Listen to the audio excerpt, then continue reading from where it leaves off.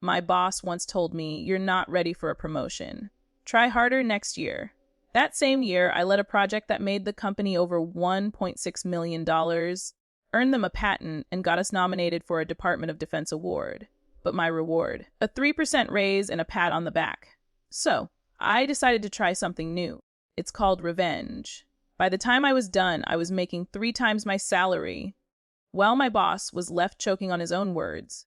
If you've ever worked your heart out and been told you're lucky to even have a job, hit that subscribe button right now. Drop it in the comments if you believe karma has a way of finding its target. Because in today's story, justice isn't just served. It's served with a fat paycheck and a smirk that says, "I told you so." Let's dive in. Early in my career, I worked as an engineer for a defense contractor, the kind of company where time moves slower than government paperwork. I spent 4 years there, grinding through endless meetings, dealing with old school managers who thought motivation came from fear, not recognition.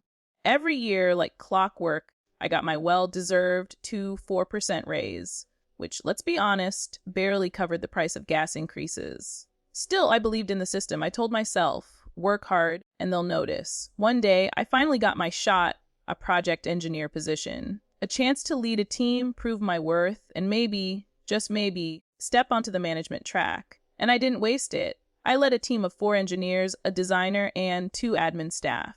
Together, we built a system that not only sold $1.6 million in its first year, but also earned the company a patent.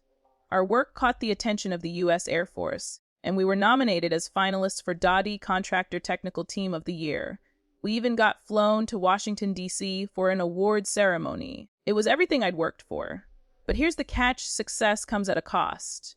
That year, I spent 100 days away from home, living out of hotels, juggling test sites, client meetings, and vendor calls. My family barely saw me. I was running on caffeine, pride, and the illusion that this would all pay off.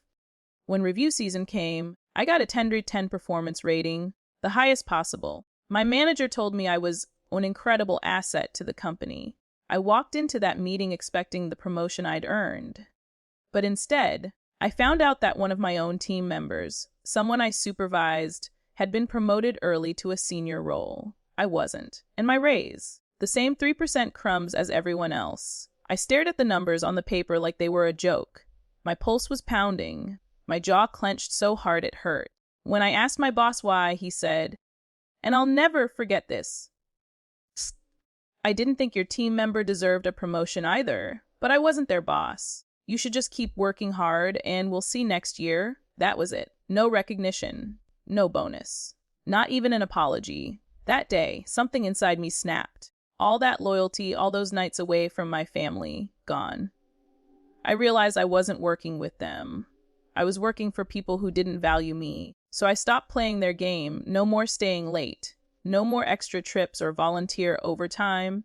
No more breaking my back to make my boss look good. I clocked in, did my job, and went home 40 hours a week. Not a minute more. I took all my vacation days, every sick day, every long weekend.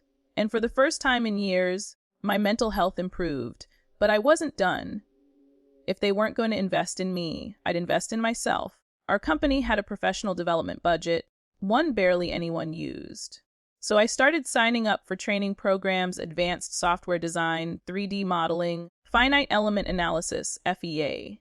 One of my co-workers, the same one who'd been promoted early, was using his budget to get an MBA. But that came with strings attached. He'd have to stay with the company for years afterward. Not me. My training had no such restriction. We even traveled together for classes, staying in cheap hotels, swapping stories, and quietly building our skill sets. He was locked into the company. I was unlocking my escape plan. When the classes ended, I had something new, a resume that screamed value. I started applying to other companies, ones that wanted engineers with the exact skills I'd just mastered. Within weeks, I got a call from a competitor. They were impressed. The interview wasn't about whether I could do the job. It was about how soon I could start. When they told me the salary, I nearly laughed out loud. It was double what I was making, and it included overtime pay, something my old company didn't even offer. With overtime, I'd be making 3 times my current income. It was the easiest decision I'd ever made. I walked into my boss's office one last time. The same man who told me to try harder next year. I said, I wanted to let you know I'm putting in my 2 weeks. He blinked like he hadn't heard me right. What? You're leaving? Why? I kept my tone calm. I've accepted another position. Better pay. Better opportunity. He leaned forward, his face reddening. Beat, we just paid for you to travel and learn those new skills we need. I shrugged. You did?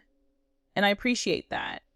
But remember what you told me last year. Try harder next time. Well, I did, just not here. His jaw dropped. Then came the guilt trip. Don't you have any loyalty? Don't you feel guilty leaving after all we've invested in you? I smiled.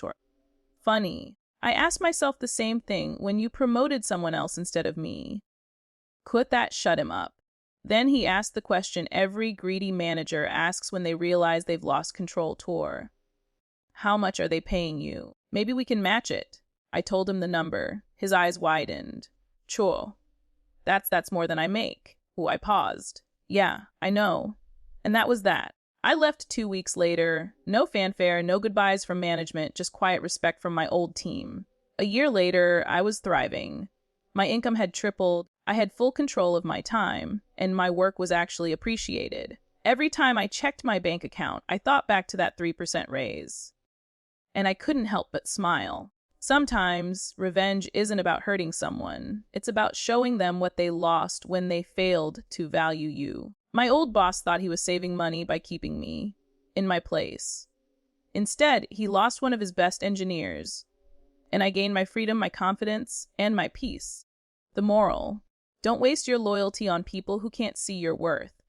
If you've ever been underpaid, underestimated, or overworked, tell me in the comments how you turned it around. Don't forget to subscribe, and hit that bell icon for more stories where karma gets a promotion of its own. And remember, you can't put a price on self-respect. But in this case, it was about 3 times my old salary.